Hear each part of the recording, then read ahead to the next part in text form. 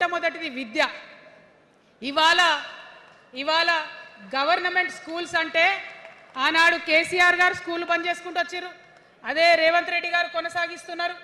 ఎక్కడా కూడా ప్రభుత్వ పాఠశాలలలో వసతులు లేవు. వాష్రూమ్ ఉండదు, వాచ్మెన్ ఉండడు, అటెండర్ ఉండడు, పిల్లలే పోయి బెల్లు కొట్టుకోవాలి, పిల్లలే పోయి బాత్రూమ్లు కడుక్కోవాలి, మంచినీళ్ళు ఉండవు, భయంకరమైన పరిస్థితి ఉంది. నేనేమంటా అంటే గుడిని ఎంత పవిత్రంగా చూస్తామో బడిని కూడా అంతే పవిత్రంగా చూడాలి. గుడిని ఎంత పవిత్రంగా చూస్తామో బడిని అంత పవిత్రంగా చూడాలి.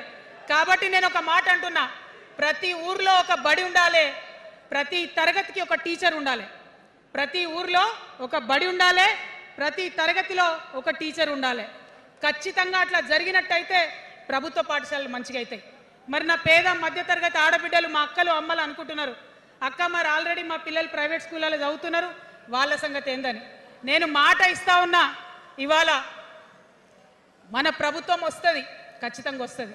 ఎందుకంటే ప్రభుత్వంలో వచ్చేది మీ అమ్మ కాబట్టి అమ్మ జేబు చూడదు, కడుపు చూస్తుంది. అమ్మ జేబు చూడదు, కడుపు చూస్తుంది.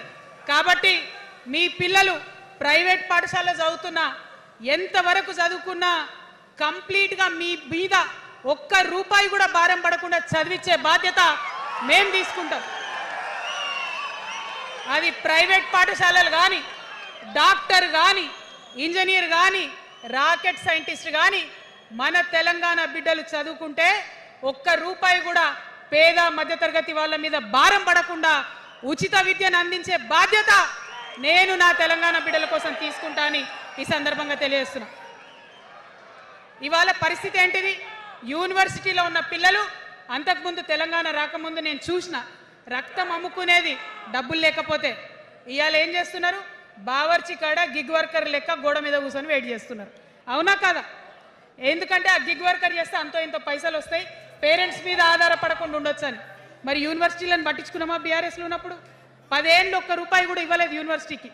ఆ యూనివర్సిటీ మిత్రులకు, పాఠశాలలో ఉన్నటువంటి వారందరికీ నేను ఒకటే ప్రపోజల్ చేస్తున్నా, మీరు ఎంత చదువుకుంటారో చదువుకోండి, ఒక్క రూపాయి కూడా మీ మీద భారం పడకుండా చదివించే బాధ్యత తెలంగాణ రాష్ట్ర సేన తీసుకుంటుంది. ప్రైవేట్ పాఠశాలలు కూడా బాగుంటాయి, ప్రభుత్వ పాఠశాలలు కూడా బాగుంటాయి, కానీ భారం తల్లిదండ్రుల మీద పడదు. అది మీ అమ్మ ప్రభుత్వంలో జరగబోతుందని, మీ తల్లి ప్రభుత్వంలో జరగబోతుందని మీకు మాటిస్తా ఉన్నా.